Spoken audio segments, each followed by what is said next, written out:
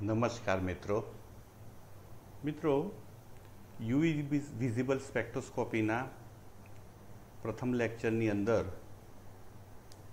આપણે UV visible વિસ્તાર કયો છે એના વિશે વાત કરેલી. યુવી વિઝિબલ સ્પેક્ટ્રોસ્કોપીનો જે સિદ્ધાંત છે એના વિશે ચર્ચા કરેલી. કાર્બનિક સંયોજનોની અંદર કયા કયા પ્રકારના ઇલેક્ટ્રોન્સ આવેલા છે અને કુલ કેટલી સંક્રાંતિઓ શક્ય છે એના વિશે ચર્ચા કરી હતી. અને આ શક્ય સંક્રાંતિઓ પૈકી કઈ સંક્રાંતિઓ એ લેપોર્ટના નિયમ અનુસાર અમાન્ય સંક્રાંતિઓ છે એ અંગે પણ ચર્ચા કરી હતી. મિત્રો, હવે આપણે આજે જે ચેપ્ટર જે છે ને આપણે આગળ વધારીશું.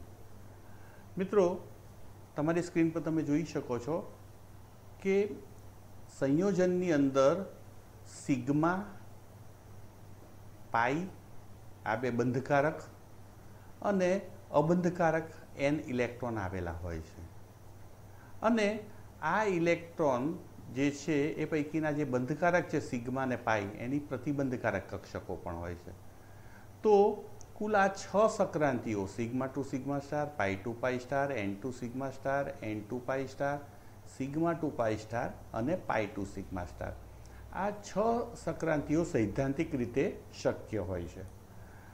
મિત્રો, એ પૈકીની મેં વાત કરેલી કે આ નીચેની સિગ્મા ટુ પાઈ સ્ટાર અને પાઈ ટુ સિગ્મા સ્ટાર આ બે સંક્રાંતિઓ જે છે એ લેપોર્ટના નિયમ અનુસાર અમાન્ય સંક્રાંતિઓ છે. કારણ કે આ બંને સંક્રાંતિઓ વખતે જે એની પેરિટી જે છે એ બદલાતી નથી. તો મિત્રો, હવે જે 4 સંક્રાંતિઓ શક્ય છે એ ચારે સંક્રાંતિઓને અહીંયા શક્તિ સ્તરો અને સંક્રાંતિઓમાં કેટલો શક્તિ તફાવત છે એનો ડાયાગ્રામ દર્શાવેલો છે. મિત્રો, તમે જોઈ શકો છો કે આ ચારે સંક્રાંતિઓ પૈકી સિગ્મા ટુ સિગ્મા સ્ટાર સંક્રાંતિ એના માટે જરૂરી શક્તિ સૌથી વધુ છે. ત્યારબાદ એન ટુ સિગ્મા સ્ટાર માટે સેકન્ડ નંબર, એના કરતાં ઓછી શક્તિની જરૂર છે. એના કરતાં પાઈ ટુ પાઈ સ્ટાર માટે ઓછી શક્તિની જરૂર છે. અને સૌથી ઓછી શક્તિની જરૂર એન ટુ પાઈ સ્ટાર સંક્રાંતિ માટે છે. મિત્રો, આ શક્તિ તફાવત કેમ જુદો જુદો છે એની આપણે થોડીક પ્રારંભિક માહિતી મેળવી લઈએ, એને સમજવા પ્રયત્ન કરીએ. મિત્રો, સિગ્મા ટુ સિગ્મા જે સંક્રાંતિ છે, આપણે જાણીએ છીએ કે સિગ્મા ઇલેક્ટ્રોન જે છે, જ્યારે sigma to sigma star Sankranti ત્યારે સિગ્મા બંધકારક આણવીય કક્ષકમાંથી ઇલેક્ટ્રોન પ્રતિબંધકારક કક્ષકમાં જાય છે. હવે જે સિગ્મા ઇલેક્ટ્રોન જે છે બંધકારક કક્ષકમાં રહેલા એ બહુ જ મજબૂતાઈથી કેન્દ્ર સાથે જકડાયેલા હોય છે અને પરિણામને એમને ઉત્તેજિત કરવા માટે વધુ શક્તિની આવશ્યકતા પડે છે. અને પરિણામે સિગ્મા ટુ સિગ્મા સ્ટાર સંક્રાંતિ માટે જરૂરી શક્તિ સૌથી વધુ હોય છે. મિત્રો, ત્યારબાદ એન ટુ સિગ્મા સ્ટાર. મિત્રો, આપણે જાણીએ છીએ કે અબંધકારક ઇલેક્ટ્રોન યુગ્મ જે છે એ ધરાવતા શામાં હોય છે? વિષમ પરમાણુઓમાં, એટલે કે નાઇટ્રોજન, ઓક્સિજન, સલ્ફર અને હેલોજન. તો આવા પરમાણુઓ જે સંયોજનની અંદર હોય એમાં એન ટુ સિગ્મા સ્ટાર સંક્રાંતિ શક્ય બને છે. મિત્રો, આ અબંધકારક ઇલેક્ટ્રોન યુગ્મ જ્યારે ઉત્તેજિત થઈ, એ ઇલેક્ટ્રોન ઉત્તેજિત થઈ અને સિગ્મા સ્ટાર એટલે કે પ્રતિબંધકારક કક્ષકમાં જાય છે ત્યારે આ સંક્રાંતિ થાય છે. પણ મિત્રો, અહીંયા આપણે જાણીએ છીએ કે અબંધકારક ઇલેક્ટ્રોન જે વિષમ પરમાણુના છે એ મોટે ભાગે ઘણા બધા સંયોજનોમાં એકબીજા સાથે આકર્ષાયેલા હોય છે અને પરિણામે ખાસ કરીને એચ બંધનમાં વપરાયેલા હોય છે અથવા તો બીજા પરમાણુ સાથે એક પ્રકારના આકર્ષણથી જોડાયેલા હોય છે અને પરિણામે એન ટુ સિગ્મા સ્ટાર માટે પણ શક્તિ જે છે પ્રમાણમાં વધુ હોય છે. મિત્રો, ત્યારબાદ છે પાઈ ટુ પાઈ સ્ટાર. આપણે જાણીએ છીએ કે પાઈ ઇલેક્ટ્રોન જે છે સિગ્મા ઇલેક્ટ્રોનની સરખામણીમાં ઓછી મજબૂતાઈથી જકડાયેલા હોય છે કેન્દ્ર સાથે, બંધધરીથી દૂર હોય છે અને પરિણામે પાઈ બંધકારક કક્ષકમાંથી મોલેક્યુલર ઓર્બિટલમાંથી પ્રતિબંધકારક કક્ષક એની પાઈ સ્ટારમાં જે સંક્રાંતિ થાય છે પાઈ ટુ પાઈ સ્ટાર, એના માટે જરૂરી શક્તિ સિગ્મા ટુ સિગ્મા સ્ટાર અને એન ટુ સિગ્મા સ્ટાર કરતાં ઓછી હોય છે, જ્યારે એન ટુ પાઈ સ્ટાર માટે જરૂરી શક્તિ સૌથી ઓછી હોય છે. મિત્રો, તો અહીંયા સ્વાભાવિક જ છે કે શક્તિ જેમ વધુ એમ એના માટે તરંગ લંબાઈ જે છે એ ઓછી, એટલે કે જે એનો પટ મળશે એ ઓછી તરંગ લંબાઈના તરંગોને ઉપયોગમાં લઈને બનશે. આનો અર્થ એમ થયો કે જે યુવી સ્પેક્ટ્રા મળે છે, આપણે સૌ જાણીએ છીએ કે યુવી સ્પેક્ટ્રા શું છે, તો કે વાય ધરી ઉપર એબ્સોર્બન્સ છે અને એક્સ ધરી ઉપર શું છે, તરંગ લંબાઈ. તો જેમ શોષણ માટે કોઈ પણ ટ્રાન્ઝિશનના શોષણ માટે જરૂરી શક્તિ વધુ એમ એની તરંગ લંબાઈ ઓછી, અને તરંગ લંબાઈ ઓછી એટલે પટ ક્યાં મળે, નીચી આવૃત્તિએ મળે. એટલે સિગ્મા ટુ સિગ્મા સ્ટારના પટ આપણે અગાઉ વાત કરી હતી એમ ક્યાં મળે છે, શૂન્ય વિભાગમાં, મોટે ભાગે 160 નેનોમીટરથી નીચે મળે છે. મિત્રો, એના કરતાં સહેજ ઓછી શક્તિ તફાવત ધરાવતી સંક્રાંતિ છે જેને એન ટુ સિગ્મા સ્ટાર સંક્રાંતિ કહીએ છીએ. એ સંક્રાંતિ માટે જરૂરી શક્તિ સિગ્મા ટુ સિગ્મા સ્ટારની સરખામણીમાં ઓછી છે. પરિણામે એનો પટ સિગ્મા ટુ સિગ્મા સ્ટાર કરતાં ઊંચી તરંગ લંબાઈએ પ્રાપ્ત થાય છે. એટલે લગભગ 160થી 190 કાં તો 200 સુધી ઘણી વખત મળે છે. તો આમ આ બંને સંક્રાંતિઓ સિગ્મા ટુ સિગ્મા સ્ટાર અને એન ટુ સિગ્મા સ્ટાર એ મોટે ભાગે શૂન્ય યુવી વિસ્તારમાં, એટલે કે વેક્યુમ યુવીવાળા વિસ્તારમાં પ્રાપ્ત થાય છે. મિત્રો, પાઈ ટુ પાઈ સ્ટાર અને એન ટુ પાઈ સ્ટાર સંક્રાંતિ માટે જરૂરી શક્તિ અનુક્રમે ઓછી છે, અને પરિણામે એમના પટ પણ શૂન્ય વિભાગમાં નથી મળતા, પણ શૂન્ય વિભાગને ક્રોસ કરીને યુવી વિભાગમાં, જેને નિયર યુવી અથવા તો યુ વિભાગ તરીકે ઓળખવામાં આવે છે, એમાં પ્રાપ્ત થાય છે.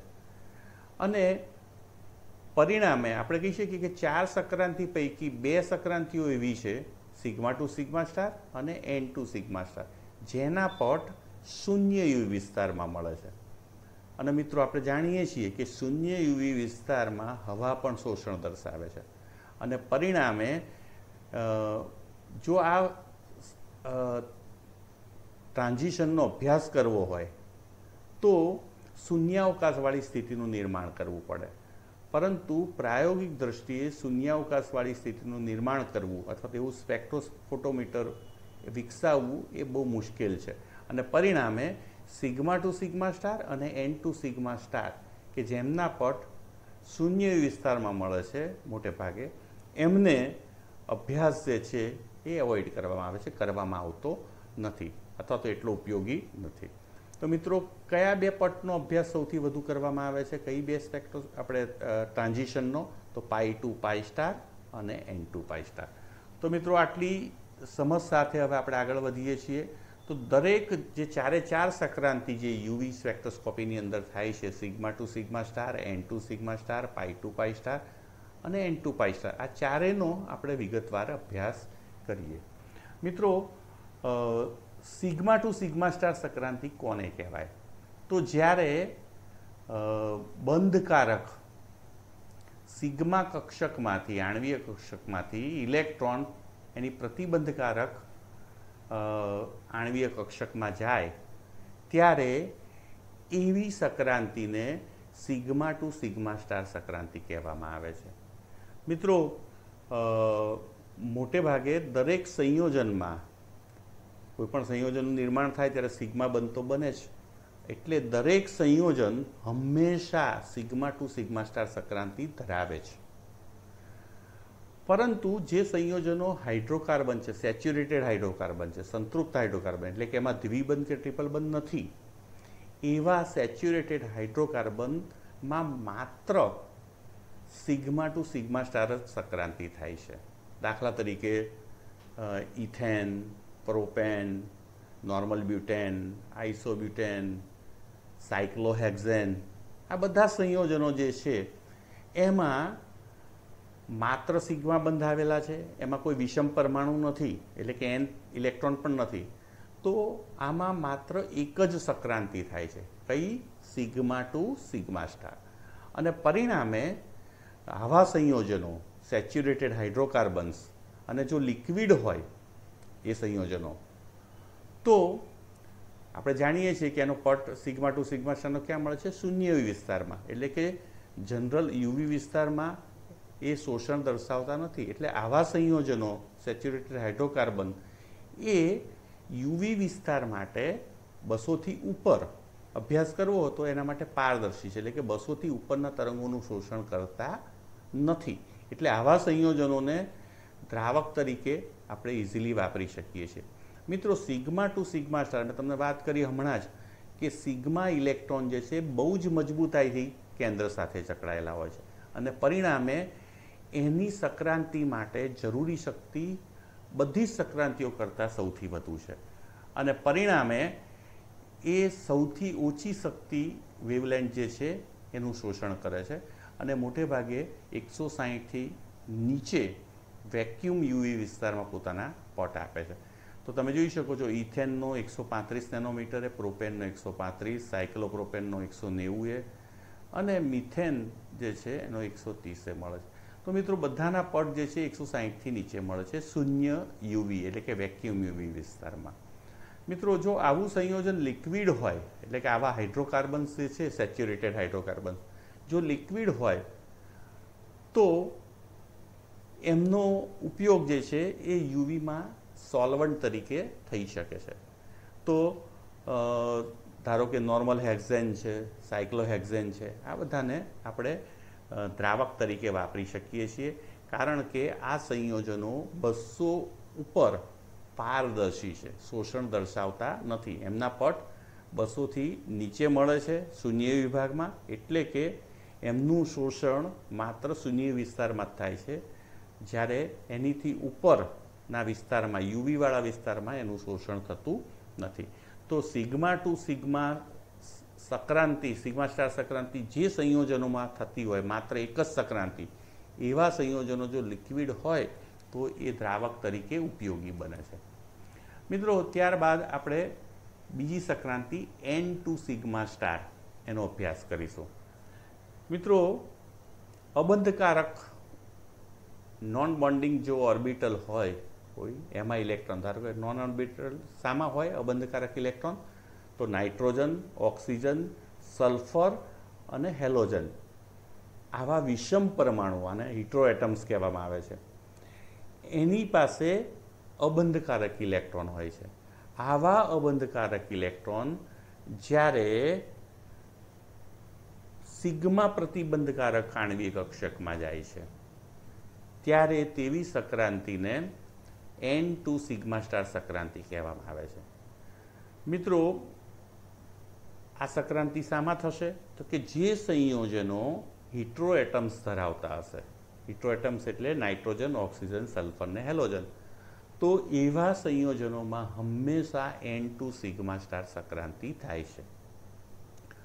મિત્રો, જો સંયોજન સેચ્યુરેટેડ હોય, સેચ્યુરેટેડ એટલે શું? એમાં દ્વિબંધ કે ટ્રિપલ બંધ ના હોય અને જો એ વિષમ પરમાણુ ધરાવતો હોય, એટલે કે વિષમ પરમાણુ ધરાવતો સંતૃપ્ત હાઇડ્રોકાર્બન કોઈ હોય, તો એવું સંયોજન એમાં બે સક્રાંતિઓ શક્ય બને. કઈ? સિગ્મા ટુ સિગ્મા સ્ટાર અને બીજી N2 સિગ્મા સ્ટાર.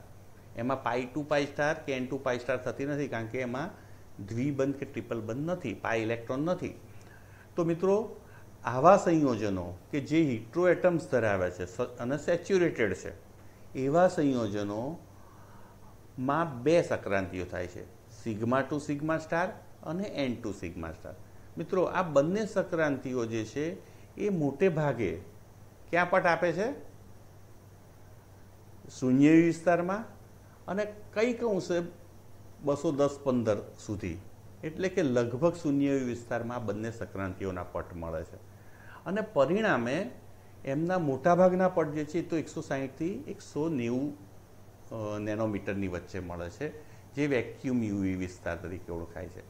મિત્રો, અને પરિણામે આવા સંયોજનો જે છે કે જેમાં બે સક્રાંતિઓ થતી હોય, કઈ? સિગ્મા ટુ સિગ્મા સ્ટાર અને બીજી કઈ? N2 sigma star. એવા સંયોજનો પણ જો લિક્વિડ હોય તો એમને દ્રાવક તરીકે સહેલાઈથી વાપરી શકીએ છીએ, કારણ કે એ બધા 200થી ઉપરના વિસ્તાર માટે એટલે કે યુવી વિસ્તાર માટે કેવા હોય છે? પારદર્શી હોય છે. તો આમ મિત્રો, જે સંયોજનોમાં સિગ્મા ટુ સિગ્મા સ્ટાર અને એન ટુ સિગ્મા સ્ટાર બે જ સંક્રાંતિઓ થતી હોય એવા વિષમ પરમાણુ ધરાવતા સેચ્યુરેટેડ સંયોજનો હંમેશા યુવીમાં દ્રાવક તરીકે વાપરી શકાય છે. મિત્રો, બીજી એક બાબત એ છે કે પાઈ ટુ પાઈ સ્ટાર સંક્રાંતિ જે છે એન ટુ સિગ્મા સ્ટાર સંક્રાંતિ, એના પટ એ નિર્બળ મળે છે હતી. તમે અહીંયા જોઈ શકો છો આ ટેબલ ઉપર ethanol, ટ્રાઇમિથાઇલ amine, CH3Cl, CH3Br, H2 આ બધા સંયોજનોમાં તમે જુઓ છો O, Br, Cl, N, O વિષમ પરમાણુઓ છે અને પરિણામે આ બધા જ સંયોજનોમાં ક્યાંય દ્વિબંધ નથી, એટલે સંતૃપ્ત વિષમ પરમાણુ ધરાવતા સંયોજનો છે. એટલે એમાં સિગ્મા ટુ સિગ્મા સ્ટાર ને એન ટુ સિગ્મા સ્ટાર. પણ અહીંયા જે સંક્રાંતિ દર્શાવી છે A N to sigma star છે. તો તમે જોઈ શકો છો કે લગભગ 200થી નીચે જ બધાના પટ પ્રાપ્ત થાય છે અને પરિણામે શૂન્ય વિસ્તારમાં તો આ બધા સંયોજનોને આપણે દ્રાવક તરીકે વાપરી શકીએ છીએ. મિત્રો, તમે જુઓ છો અહીંયા કે એની એપ્સાઇલન વેલ્યુ ઈ મેક્સિમમ.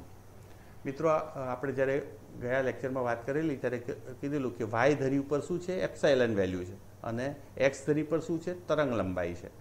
તો જે મેક્સિમમ શોષણ થતું હોય, પીક જ્યાં મળતું હોય, મહત્તમ શોષણ થતું હોય એવી તરંગ લંબાઈને લેમ્બડા મેક્સિમમ કહેવામાં આવે છે અને એ વખતે જે શોષણ થાય છે એને ઈ મેક્સિમમ, એપ્સાઇલન મેક્સિમમ તરીકે ઓળખવામાં આવે છે.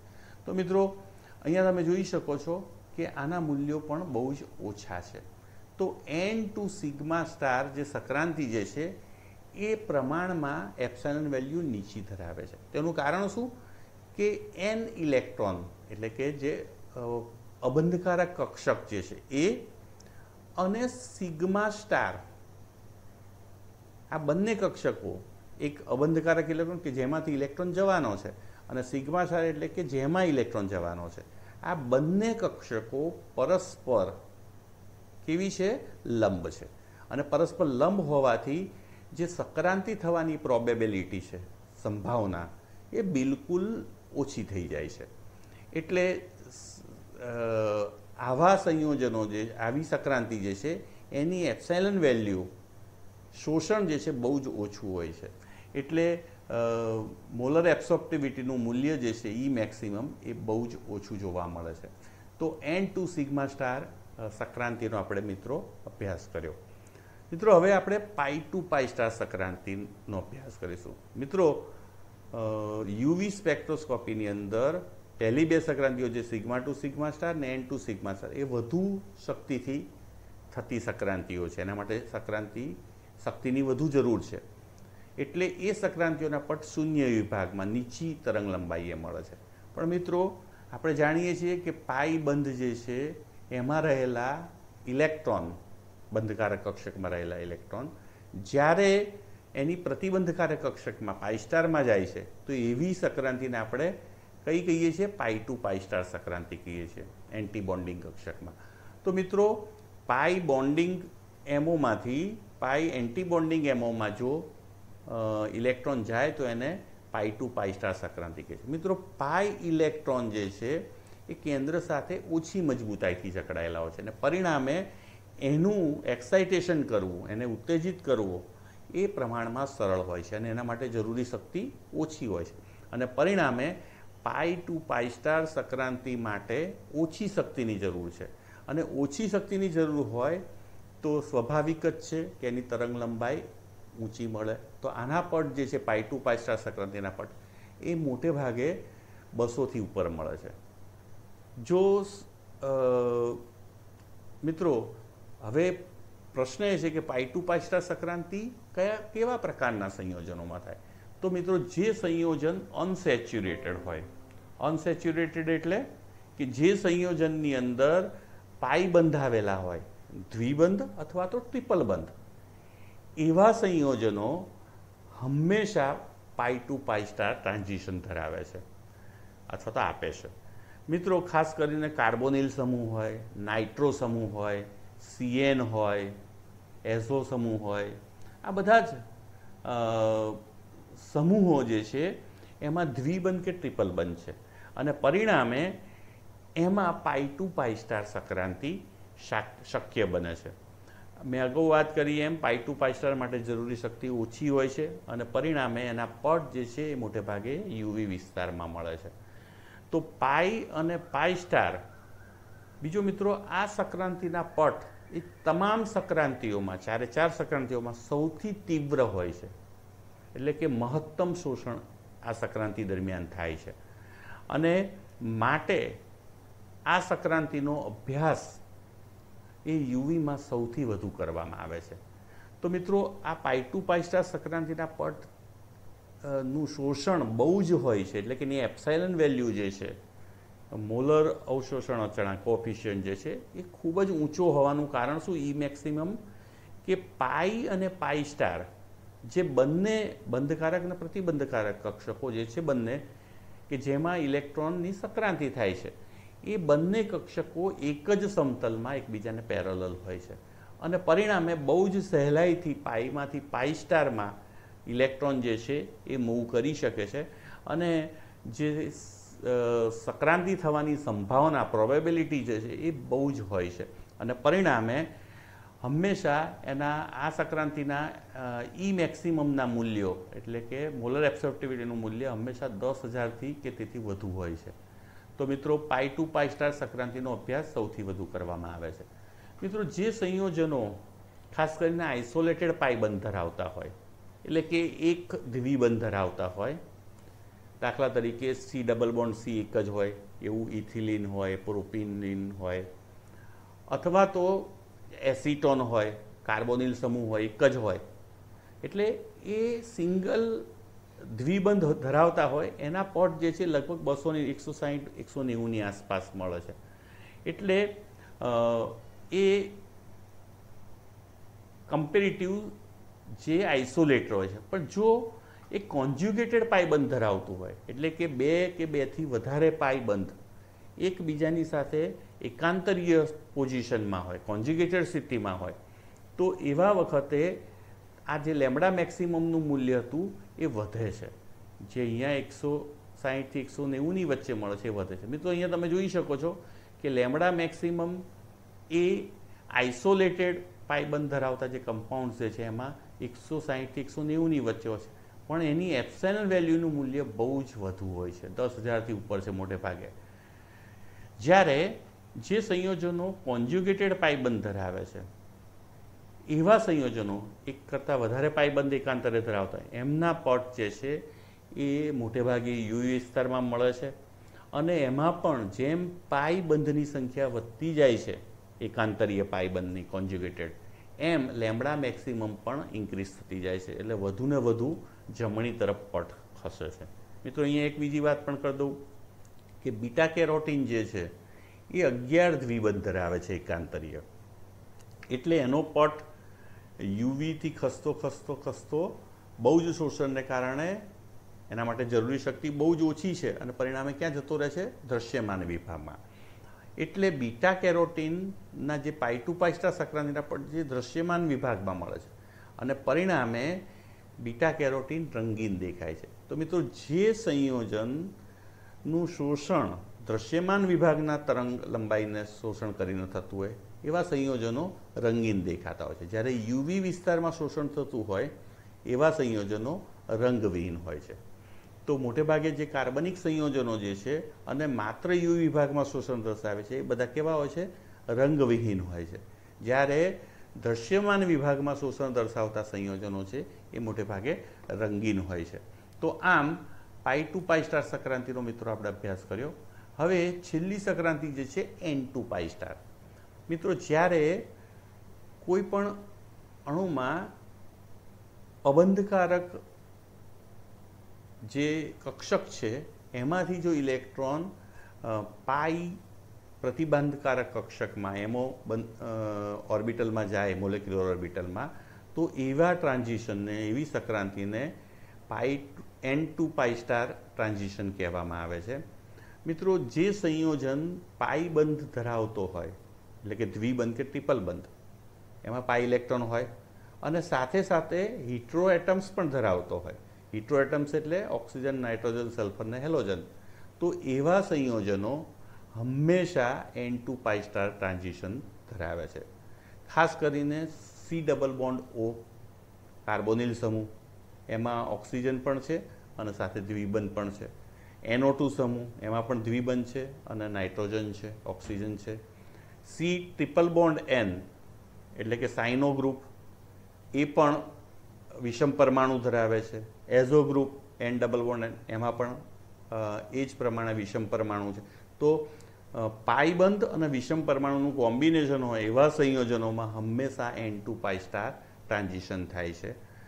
મિત્રો, N2 પાઈ સ્ટાર ટ્રાન્ઝિશનમાં પણ N કક્ષક અબંધકારક અને પાઈ સ્ટાર પ્રતિબંધકારક કક્ષક એ પરસ્પર લંબ છે અને પરિણામે એના માટે જે જરૂરી શક્તિ જે છે એ બહુ જ ઓછી હોય છે અને જે N2 પાઈ N અને પાઈ સ્ટાર કક્ષક પરસ્પર લંબ હોવાથી જે સંક્રાંતિ થવાની શક્યતા જે છે, પ્રોબેબિલિટી, એ બહુ જ ઓછી હોય છે અને પરિણામે આવા સંક્રાંતિના પટ જે છે એની E મેક્સિમમની મૂલ્યો, જે એપ્સિલન વેલ્યુ જે છે, એ 10 થી 100 ની વચ્ચે જોવા મળે છે. તમે તમારી સ્ક્રીન પર જોઈ શકો ટેબલની અંદર N2 પાઈ સ્ટાર સંક્રાંતિના તમે જોઈ શકો છો. આ એસિટોન છે, આ એસિટાલ્ડિહાઇડ છે, એસિટાઇલ ક્લોરાઇડ છે, એસિટેમાઇડ છે અને નાઇટ્રોમિથેન છે. મિત્રો, આ બધા સંયોજનોમાં જે લેમ્ડા મેક્સિમમ છે 200 થી ઉપર મળે છે, તમે જોઈ શકો છો. એટલે N2 પાઈ સ્ટાર સંક્રાંતિના પટ તો હંમેશા યુવીમાં રિજિયનમાં જ મળે છે, પણ એની એપ્સાઇલન વેલ્યુ એટલે કે પટની તીવ્રતા જે છે એ ખૂબ જ ઓછી હોય છે. પરિણામે આ સંક્રાંતિનો અભ્યાસ કરવામાં આવે છે, પણ પાઈ ટુ પાઈ સ્ટાર સંક્રાંતિના અભ્યાસ કરતાં ઓછો કરવામાં આવે છે, કારણ કે અહીંયા પટની તીવ્રતા બહુ જ ઓછી હોય છે અને એનું કારણ છે કે N અને પાઈ સ્ટાર જે કક્ષકો જે છે એ પરસ્પર લંબરૂપ હોવાથી જે સંક્રાંતિ થવાની સંભાવના જે છે એ ઓછી છે. એ ફોર્બિડન પ્રકારનું જેને કહેવાય સિમેટ્રિકલી એ સંરચના ધરાવે છે અને પરિણામે N2 પાઈ સ્ટાર ટ્રાન્ઝિશન જે છે એનો અભ્યાસ ઓછો કરવામાં આવે છે. મિત્રો, અહીંયા તમે જોઈ શકો છો 100 થી લઈને 800 સુધીનો આખો જે વેવલેન્થ આપેલી છે અને મિત્રો અહીંયા જોઈ શકો છો આ વેક્યુમ યુવી વિસ્તારમાં તમે જુઓ સિગ્મા ટુ સિગ્મા સ્ટાર હંમેશા વેક્યુમ યુવી વિસ્તારમાં જ પોતાના મોટેભાગે આલ્કેન્સ જે સેચ્યુરેટેડ એમાં માત્ર sigma to sigma star Sankranti થાય છે. મિત્રો, વિષમ પરમાણુ ધરાવતા જે આલ્કેન્સ છે એમાં સિગ્મા ટુ સિગ્મા સ્ટાર ને N2 સિગ્મા સ્ટાર બંને સંક્રાંતિઓ થાય છે અને તમે જુઓ છો એનો પટ પર લગભગ 250 થી નીચે. તો આ બંને સંક્રાંતિઓ જે છે 250 થી નીચે આપે છે. જ્યારે પાઈ ટુ પાઈ સ્ટાર સંક્રાંતિ એમાં જો આઇસોલેટેડ દ્વિબંધ હોય એટલે કે આલ્કીન હોય પણ એક જ દ્વિબંધ હોય એમાં, અથવા તો કાર્બોનિલ સમૂહ એક જ હોય, તો એવા આઇસોલેટેડ પાઈબંધ ધરાવતા સંયોજનોમાં પાઈ ટુ પાઈ સ્ટાર સંક્રાંતિના પટ એ ક્યાંક 200 કે 200 થી નીચે મળે છે આપણને. પણ ડાઇન અથવા તો કોન્જ્યુગેટેડ પાઈ સિસ્ટમ ધરાવતી એટલે કે 2 કે તેથી વધુ પાઈ બંધ જો એકાંતરે આવેલા હોય એવી સિસ્ટમો જે સંયોજનોમાં છે, એવા તમામ સંયોજનો જે છે એના પાઈ ટુ પાઈ સ્ટાર સંક્રાંતિના પટ એ 200 થી ઉપર મળે છે યુવી વિસ્તારમાં. જ્યારે N2 પાઈ સ્ટાર સંક્રાંતિના પટ જે છે એ હંમેશા યુવી વિસ્તારમાં મળે છે. તો મિત્રો, અહીંયા બહુ જ સહેલાઈથી આપણે જે 4 સંક્રાંતિઓ શક્ય છે એ 4 સંક્રાંતિઓનો વિગતવાર આપણે અભ્યાસ કર્યો. મિત્રો, હવે આપણે થોડાક જે યુવી સ્પેક્ટ્રા સાથે સંકળાયેલા પદો વિશે માહિતી મેળવી લઈએ. મિત્રો, જ્યારે કોઈ સંયોજનની અંદર દ્વિબંધ એકાંતરે થતો હોય, એકાંતરીય દ્વિબંધની સંખ્યા વધતી હોય, કોઈ ગ્રુપ લાગતું હોય, સોલ્વન્ટની અસર થતી હોય, આવી જુદી જુદી અસરોને કારણે પટ જે છે એનું સ્થાન બદલાય છે, એની તીવ્રતા બદલાય છે. તો તો આ સ્થાન અને તીવ્રતા બદલાવાની જે ઘટના છે એને સાયન્ટિફિકલી ચોક્કસ નામ આપવામાં આવ્યા છે. તો એનો આપણે અભ્યાસ કરીએ તો મિત્રો આપણે જાણીએ છીએ કે વાય ધરી ઉપર એબ્સોર્પ્શન ઇન્ટેન્સિટી આપેલી છે, જે એપ્સાઇલન વેલ્યુ કહીએ છીએ આપણે, જ્યારે એક્સ ધરી ઉપર તરંગ લંબાઈ આપેલી છે. મિત્રો આ ધારો કે પીક છે, રેડ કલર દર્શાવેલો છે, તો અહીંયા મહત્તમ શોષણ છે, તો આને ઈ એપ્સાઇલન મેક્સિમમ કહેવામાં આવે છે. અને મિત્રો જે તરંગ લંબાઈએ આ તરંગ લંબાઈ મહત્તમ શોષણ છે, આ તરંગ લંબાઈને લેમ્બડા મેક્સિમમ કહેવામાં આવે છે. મિત્રો હવે તમે જુઓ છો કે આ પટ જે છે એ પટ એ અત્યારે જે તરંગ લંબાઈ એ મળે છે એ જો ખસી અને જમણી તરફ ખસે તો એટલે કે પટનું પીક જે છે આ તરફ જાય ઊંચી તરંગ લંબાઈએ તો એને બાથોક્રોમિક શિફ્ટ કહેવામાં આવે છે. બાથોક્રોમિક શિફ્ટ હવે આપણે જાણીએ છીએ કે જે દૃશ્યમાન વિભાગ છે એમાં ડાબી તરફ જાંબલી છે, પછી જાની વાલી જમણી તરફ લાલ છે, એટલે અહીંયા પટ જે છે બાથોક્રોમિક શિફ્ટમાં એ જમણી તરફ ખસે છે, એટલે લાલ તરફ. એટલે જમણી તરફ ખસવું એને રેડ શિફ્ટ તરીકે પણ ઓળખવામાં આવે છે. તો મિત્રો જો તરંગ લંબાઈમાં શિફ્ટિંગ એટલે વધારો થતો હોય તો એને બાથોક્રોમિક શિફ્ટ અથવા તો રેડ શિફ્ટ તરીકે ઓળખવામાં આવે છે. જો પટ ડાબી તરફ ખસતો હોય એટલે પીક જે છે ડાબી તરફ જતું હોય તેને હિપ્સોક્રોમિક ઇફેક્ટ કહેવામાં આવે, શિફ્ટ કહેવામાં આવે છે. તો હિપ્સોક્રોમિક શિફ્ટ એટલે તરંગ લંબાઈમાં ઘટાડો થવો. અને મિત્રો ડાબી તરફ જવું એટલે જેને કહે ને વાયોલેટ વિભાગ તરફ જવું, બરાબર, એટલે એને બ્લુ શિફ્ટ તરીકે ઓળખવામાં આવે છે. તો જમણી તરફ એટલે રેડ અને ડાબી તરફ એટલે બ્લુ શિફ્ટ. મિત્રો કોઈક કારણસર પટ ત્યાંનો ત્યાં જ રહે પણ શોષણમાં વધારો થતો હોય, એટલે કે પટની હાઇટ વધતી હોય, એપ્સાઇલન વેલ્યુમાં વધારો થતો હોય તો એને હાઇપરક્રોમિક ઇફેક્ટ કહેવામાં આવે છે. મિત્રો અહીંયા શિફ્ટ લખેલું છે પણ સાચો અર્થ જે છે ઇફેક્ટ છે, કારણ કે અહીંયા શિફ્ટિંગ નથી થતું પટનું, માત્ર પટની હાઇટમાં વધારો થાય છે, એટલે એને હાઇપરક્રોમિક ઇફેક્ટ કહેવામાં આવે છે. જ્યારે જો હાઇટ ઘટતી હોય એટલે કે શોષણમાં ઘટાડો થતો હોય તો એને હાઇપોક્રોમિક ઇફેક્ટ કહેવામાં આવે છે. તો મિત્રો અહીંયા બાથોક્રોમિક શિફ્ટ એટલે રેડ શિફ્ટ, તરંગ લંબાઈમાં વધારો થવો. હિપ્સોક્રોમિક શિફ્ટ એટલે તરંગ લંબાઈમાં ઘટાડો થવો, જેને બ્લુ શિફ્ટ તરીકે ઓળખવામાં આવે છે. તીવ્રતામાં વધારો થવો જેને શું કહેવામાં આવે છે, હાઇપરક્રોમિક ઇફેક્ટ. અને તીવ્રતામાં ઘટાડો થવો એને હિપ્સોક્રોમિક ઇફેક્ટ કહેવામાં આવે છે. મિત્રો બાથોક્રોમિક શિફ્ટને મેં વાત કરી પ્રમાણે રેડ શિફ્ટ તરીકે, હિપ્સોક્રોમિક શિફ્ટને બ્લુ શિફ્ટ તરીકે, હાઇપરક્રોમિક ઇફેક્ટ કે જેમાં શોષણમાં વધારો થાય છે એટલે ઇન્ટેન્સિટી જે છે વધે છે. કલર જે હોય, ધારો કે શોષણ જે છે એ દૃશ્યમાન વિભાગમાં થતું હોય તો ચોક્કસ કલર સંયોજન ધરાવતું હશે, તો હાઇપરક્રોમિક ઇફેક્ટને કારણે એ શોષણમાં વધારો થાય છે એટલે રંગ તીવ્રતા વધે છે, એટલે તીવ્રતાવર્ધક અસર થાય છે.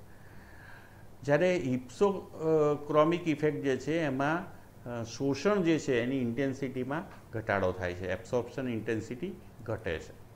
મિત્રો અહીંયા એને વધુ સારી રીતે સમજવા પ્રયત્ન કરીએ તો તમારી સ્ક્રીન પર તમે ગ્રાફ જોઈ શકો તો રેડ જે છે ઓરિજિનલ ગ્રાફ છે પોઝિશનમાં. મિત્રો કોઈ પણ કારણસર ગ્રુપ જોડાવાથી, દ્રાવકની અસરથી કે અન્ય કોઈ ઇફેક્ટથી જો પટ જમણી તરફ ખસે, જમણી તરફ ખસવું એટલે તરંગ લંબાઈમાં વધારો થવો. એટલે જે તરંગ લંબાઈ ધારો કે અહીંયા ઉદાહરણ તરીકે 250 હોય અને જો 270 થઈ જાય તો તરંગ લંબાઈમાં 20નો વધારો થયો તો પટ જમણી તરફ ખસે છે. તો જમણી તરફ ખસવું એટલે બાથોક્રોમિક શિફ્ટ કહેવાય છે. તો મિત્રો બાથોક્રોમિક શિફ્ટ આ સાયન્ટિફિક લેંગ્વેજમાં બોલાય છે. તરંગ લંબાઈમાં વધારો થયો, કોઈ કારણસર પટ જમણી તરફ ખસ્યો હોય તો આપણે એમ કહી શકીએ કે આ સમૂહના જોડાવાથી સંયોજન બાથોક્રોમિક શિફ્ટ અનુભવે છે, એટલે કે જમણી તરફ ખસે છે, એટલે કે તરંગ લંબાઈમાં વધારો થાય છે. મિત્રો ઉદાહરણ તરીકે તમે જોઈ શકો છો કે પેરાનાઇટ્રોફિનોલ જે છે એનો પટ જે છે 255 નેનોમીટરે મળે છે, પણ જ્યારે એને આલ્કલાઇન દ્રાવણમાં ઓગાળવામાં આવે છે, આલ્કલાઇન મીડિયમની અંદર, ત્યારે એનો પટ એ ઊંચી તરંગ લંબાઈએ 265 નેનોમીટરે શિફ્ટ થાય છે. તો આમ 10 નેનોમીટર જેટલો તરંગ લંબાઈમાં વધારો થાય છે. તો આનો અર્થ એવો થયો કે આલ્કલાઇન મીડિયમમાં પેરાનાઇટ્રોફિનોલ એ બાથોક્રોમિક શિફ્ટ અનુભવે છે અથવા તો રેડ શિફ્ટ અનુભવે છે. તો આ જે છે બાથોક્રોમિક શિફ્ટનું ઉદાહરણ છે. મિત્રો, હવે હિપ્સોક્રોમિક શિફ્ટને આપણે સમજવા પ્રયત્ન કરીએ. તો અહીંયા તમે જોઈ શકો છો આ રેડ જે છે એ ઓરિજિનલ આપણો છે. હવે કોઈક કારણસર ગ્રુપના જોડાવાથી, દ્રાવકની અસરથી કે અન્ય કોઈ અસરથી જો તરંગ લંબાઈમાં ઘટાડો થાય તો આ પ્રકારે નવો પીક મળે છે. તો આ નવો પીક જે છે એમાં લેમ્બડા મેક્સિમમ જે છે, જે અગાઉ ધારો કે અહીંયા 250 હતી, એ ઘટીને 230 થાય, તો આનો અર્થ એમ થયો કે તરંગ લંબાઈમાં ઘટાડો થયો. તેને હિપ્સોક્રોમિક શિફ્ટ તરીકે ઓળખવામાં આવે છે. હિપ્સોક્રોમિક શિફ્ટને બ્લુ શિફ્ટ તરીકે પણ ઓળખવામાં આવે છે. તો આમ જ્યારે કોઈ પણ કારણસર તરંગ લંબાઈમાં ઘટાડો થાય તો પટ ડાબી તરફ ખસે છે, એને હિપ્સોક્રોમિક શિફ્ટ તરીકે ઓળખવામાં આવે છે, જેને બ્લુ શિફ્ટ પણ કહેવામાં આવે છે. તો મિત્રો, અહીં તમે જોઈ શકો છો કે એનિલિનનો પોતાનો પટ જે છે એ 280 નેનોમીટરે મળે છે, પણ જો એને એસિડિક મીડિયમમાં ઓગાળવામાં આવે તો એનો પટ જે છે 265 નેનોમીટરે મળે છે. તો આપણે જાણીએ છીએ કે નાઇટ્રોજન ઉપર અબંધકારક ઇલેક્ટ્રોન યુગ્મ હોય છે અને એ હંમેશા કોન્જ્યુગેશનમાં ભાગ લેતું હોય છે, પરંતુ એસિડિક મીડિયમને કારણે આ અબંધકારક ઇલેક્ટ્રોન અહીંયા વપરાઈ જાય છે અને પરિણામે જે કોન્જ્યુગેશનમાં એ ભાગ લઈ શકતા નથી અબંધકારક ઇલેક્ટ્રોન, અને પરિણામે આ જે છે ઘટાડો નોંધાય છે. તો જે તરંગ લંબાઈમાં ઘટાડો થયો, લગભગ 15 જેટલો ઘટાડો થાય છે, તો આ 15 નેનોમીટર સીધો ઘટાડો છે એને બ્લુ શિફ્ટ અથવા તો હિપ્સોક્રોમિક શિફ્ટ તરીકે ઓળખવામાં આવે છે. મિત્રો, તમે અહીંયા જોઈ શકો છો હાઇપરક્રોમિક ઇફેક્ટ એટલે શું? તો આ ઓરિજિનલ ગ્રાફ છે. જો કોઈ કારણસર ગ્રુપના જોડાવાથી કે બીજા કોઈ કારણથી, દ્રાવકની અસરથી જો તરંગ લંબાઈ એની એ જ રહે પણ શોષણમાં વધારો થાય, એટલે કે એબ્સોર્પ્શન ઇન્ટેન્સિટી વધે, એપ્સાઇલન વેલ્યુ વધે, તો પટ ઊંચો થાય છે, તીવ્ર બને છે. તેને શું કહેવામાં આવે છે? હાઇપરક્રોમિક ઇફેક્ટ. તો મિત્રો, અહીંયા હાઇપરક્રોમિક ઇફેક્ટ જે છે એ અહીંયા દર્શાવેલી છે. મિત્રો, તમે જોઈ શકો છો જ્યારે કોઈ ઓક્ઝોક્રોમ શું છે એની આપણે વાત કરીએ છીએ કે દાખલા તરીકે અહીંયા આ પિરિડીન છે, એનું 257 નેનોમીટર છે લેમ્બડા મેક્સિમમ, એટલે કે એનો પોતાનો પટ જે છે 257 નેનોમીટરે મળે છે. પણ મિત્રો, એમાં જો CH3 સમૂહ જે છે આ ઓર્થો પોઝિશન પર દાખલ થાય, 2 મિથાઇલ પિરિડીન બને છે, એમાં આ જે છે એ 260 શિફ્ટ થાય છે, એટલે કે 3 જેટલો તરંગ લંબાઈમાં બહુ ફેરફાર નથી થતો, પણ આ પિરિડીનમાંથી 2 મિથાઇલ પિરિડીન થાય છે એ વખતે જે ઇન્ટેન્સિટી જે છે એ ખૂબ જ વધી જાય છે, એપ્સાઇલન વેલ્યુ જે છે એ બહુ જ વધી જાય છે. તો એને હાઇપરક્રોમિક ઇફેક્ટ તરીકે ઓળખવામાં આવે છે. તો મિત્રો, અહીંયા જે પિરિડીન જે છે એમાં CH3 સમૂહ લાગવાથી શોષણમાં મહત્તમ વધારો થાય છે ને હાઇપરક્રોમિક ઇફેક્ટ છે. તરંગ લંબાઈમાં તો બહુ નોમિનલ ફેરફાર થાય છે, પણ શોષણમાં મહત્તમ વધારો થાય છે. મિત્રો, ચોથી ઇફેક્ટ જે છે હાઇપોક્રોમિક ઇફેક્ટ, એમાં મૂળ જે ગ્રાફ જે છે એમાં પીક જે છે એના કરતાં શોષણમાં ઘટાડો થાય છે. તો અહીં તમે જોઈ શકો છો કે એબ્સોર્પ્શન ઇન્ટેન્સિટી જે છે એ ઘટે છે. તો આને હાઇપોક્રોમિક ઇફેક્ટ તરીકે ઓળખવામાં આવે છે. મિત્રો, નેફ્થેલિન જે છે એનું અહીંયા ઉદાહરણ આપેલું છે, નેપ્થેલિન જે છે એની એપ્સાઇલન વેલ્યુ 19,000 છે, પણ એમાં જો મિથાઇલ સમૂહ લાગે તો એને 2 મિથાઇલ નેપ્થેલિન કહેવામાં આવે છે. તો મિત્રો મિથાઇલ સમૂહ લાગવાથી જે એપ્સાઇલન વેલ્યુ જે છે એ જે અહીંયા 19,000 હતી એ 10,250 થઈ જાય છે, એટલે બહુ જ ઘટાડો નોંધાય છે. તો એપ્સાઇલન મૂલ્યમાં ઘટાડો થાય તો એને હાઇપોક્રોમિક ઇફેક્ટ કહેવામાં આવે છે. તો મિત્રો બાથોક્રોમિક શિફ્ટ, ઇપ્સોક્રોમિક શિફ્ટ, હાઇપરક્રોમિક ઇફેક્ટ, ઇપ્સોક્રોમિક ઇફેક્ટ, એમ 4 પ્રકારની અસરો જે છે એને હવે આપણે જ્યારે પણ વાત કરીશું ત્યારે સાયન્ટિફિકલી એનો ઉપયોગ કરીશું કે આ સમૂહની અસરથી બાથોક્રોમિક શિફ્ટ જોવા મળી, આ સમૂહની અસરથી ઇપ્સોક્રોમિક શિફ્ટ જોવા મળી, આને કારણે હાઇપરક્રોમિક ઇફેક્ટ જોવા મળી, આને કારણે હાઇપોક્રોમિક ઇફેક્ટ જોવા મળી. તો મિત્રો બીજા 2 બહુ જ અગત્યના ટર્મ્સ છે, એક છે ક્રોમોફોર અને બીજો છે ઓક્ઝોક્રોમ. એને આપણે સમજવા પ્રયત્ન કરીશું. મિત્રો ક્રોમોફોર એટલે શું? તો કોઈ પણ કાર્બનિક સંયોજનમાં એવી પ્રણાલી કે એવો સમૂહ કે જે શોષણ કે રંગ માટે જવાબદાર હોય એવા પ્રણાલી કે સમૂહને ક્રોમોફોર તરીકે ઓળખવામાં આવે છે. મિત્રો મોટે ભાગે મલ્ટિપલ બોન્ડ ધરાવતા એટલે કે દ્વિબંધ કે ટ્રિપલ બંધ ધરાવતા અસંતૃપ્ત સંયોજનો અને વિષમ પરમાણુ પણ ધરાવતા હોય તો આવા સંયોજનોમાં N2 પાઈ સ્ટાર અને π2 પાઈ સ્ટાર એમ 2 પ્રકારની સંક્રાંતિઓ થાય છે. આ બંને સંક્રાંતિઓના પડ જે છે 200 નેનોમીટરથી ઉપર યુવી રિજિયનમાં પ્રાપ્ત થાય છે.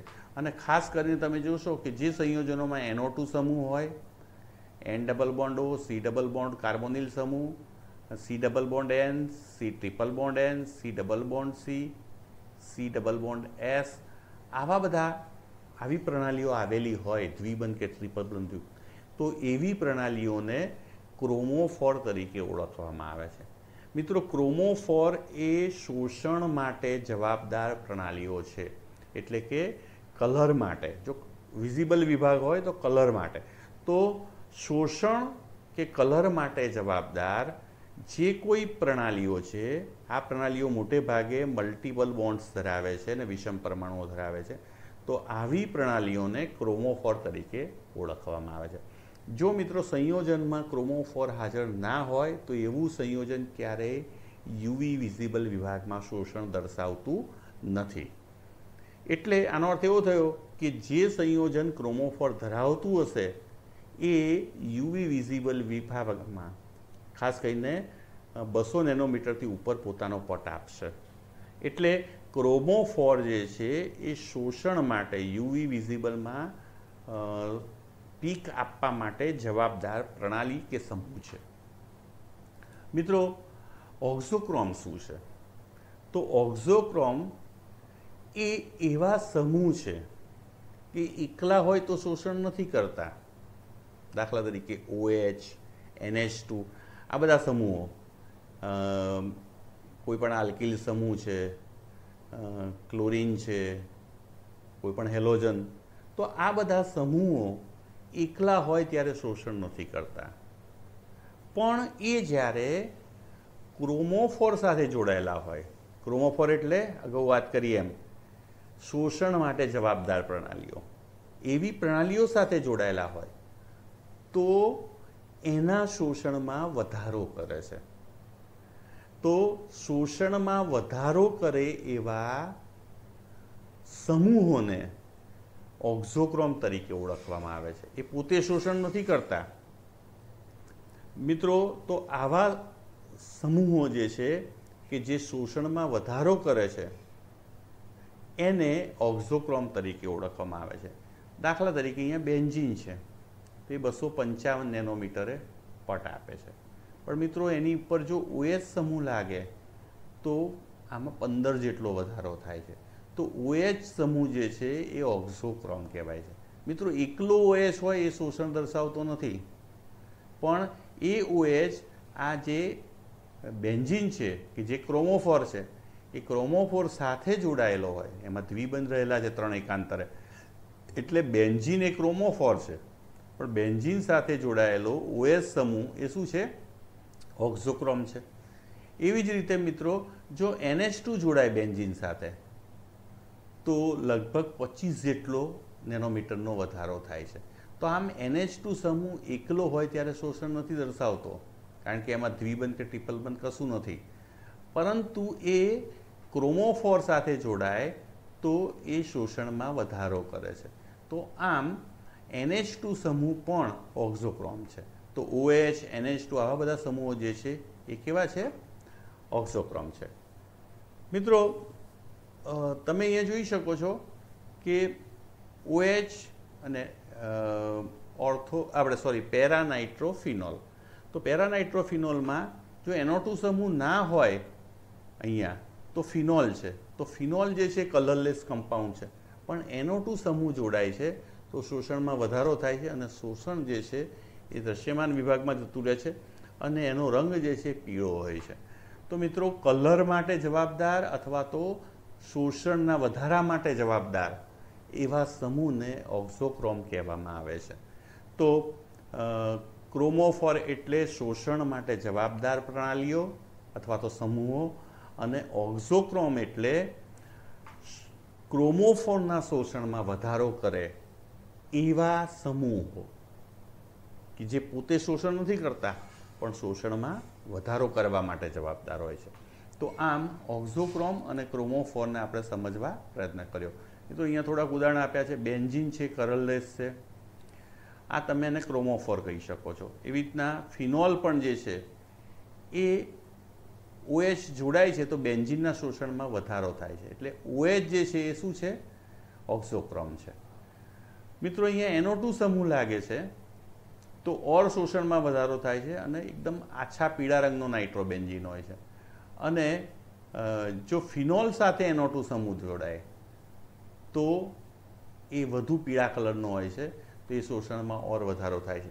તો આમ મિત્રો નાઇટ્રો સમૂહ, OH સમૂહ, NH2 સમૂહ આ બધા જે છે દે આર ઓક્ઝોક્રોમ. તો ક્રોમોફોરિક પ્રણાલીના શોષણમાં વધારો કરતા સમૂહો કે જે પોતે શોષણ નથી કરતા પણ શોષણ માટે જવાબદાર છે, તો એને શું કહેવામાં આવે છે? ઓક્ઝોક્રોમ. તો મિત્રો અહીંયા તમે જોઈ શકો, તમારી ખબર એસિટોનનો વર્ણપટ આપ્યો છે. 195 એ π2π સંક્રાંતિ થાય છે, જ્યારે 274 નેનોમીટરે N2π સંક્રાંતિ થાય છે. મિત્રો અહીં આ વર્ણપટથી આપણે જે સ્પેક્ટ્રા જે છે એના બધા જ પેરામીટર સમજવાનો પ્રયત્ન કરીએ. મિત્રો આપણે જાણીએ છીએ કે એસિટોન જે છે એમાં દ્વિબંધ પણ છે અને વિષમ પરમાણુ પણ છે, અને પરિણામે એમાં 4 સંક્રાંતિઓ થાય છે, sigma to sigma star, N2 sigma star, π2π star ને N2π સ્ટાર. પરંતુ એ પૈકીની સિગ્મા ટુ સિગ્મા સ્ટાર ને N2 સિગ્મા સ્ટાર પ્રણાલીઓ એ 200થી નીચેના એટલે કે શૂન્ય વિભાગમાં, વેક્યુમ વિભાગમાં મળે છે, જેનો આપણે અભ્યાસ નથી કરતા. જ્યારે π2π સ્ટારનો પટ જે છે એ લગભગ 195 પ્રાપ્ત થાય છે, જ્યારે N2π સ્ટારનો 274 પ્રાપ્ત થાય છે. તો આમ બંનેના પટનો અભ્યાસ આપણે કરીએ છીએ. મિત્રો તમે અહીંયા જોઈ શકો છો કે આ પટ જે છે N2π સ્ટારનો એ ખૂબ જ ઓછી ઇન્ટેન્સિટી ધરાવે છે, એટલે કે એની તીવ્રતા બહુ જ ઓછી છે, એપ્સાઇલન વેલ્યુ બહુ જ ઓછી છે, શોષણ બહુ જ ઓછું છે. કારણ કે N2π સ્ટાર સંક્રાંતિ પરસ્પર N ને π લંબરૂપ હોવાથી પ્રોબેબિલિટી ઓછી હોય છે, એટલે આ સંક્રાંતિની સંભાવના બહુ જ ઓછી છે. પણ એનો પટ જે છે એ એની એપ્સાઇલન વેલ્યુ બહુ જ ઓછી જોવા મળે છે.